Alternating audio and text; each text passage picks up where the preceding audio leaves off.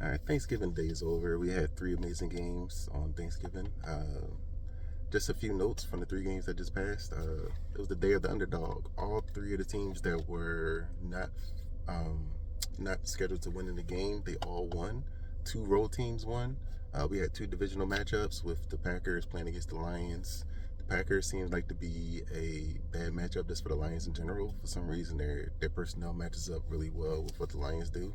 It also was a lot of injuries on the Lions side during the game, so we'll see how that turns out. Amon St. Brown actually went down. I think possibly if he'd have stayed in the game, they could have had a better chance of winning, but um, we'll see how that turns out. Jahmyr Gibbs was kind of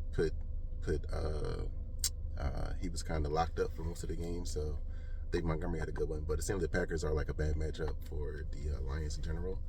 Also, Cincinnati going to Baltimore, they won against the Ravens, but um, Joe Burrow being back, they just did not have any handcuffs on him. He threw for about 40 something passes in about the third quarter. So Joe Burrow was putting the ball in the air. Jamar Chase, that connection, definitely the chemistry is still there. So that's something to look eye on. But on the opposite side, what is going on with the Baltimore Ravens, is, in particular Lamar Jackson?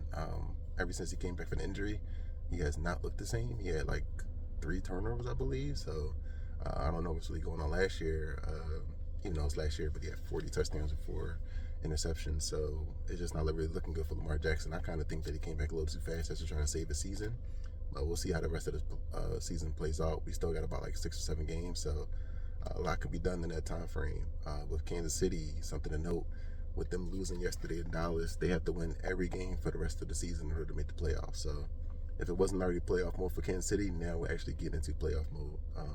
Dallas, the actual Cowboys actually have a chance, although far-fetched, to actually win the NFC East. They're the only team besides the Eagles in their division that actually has a winning record.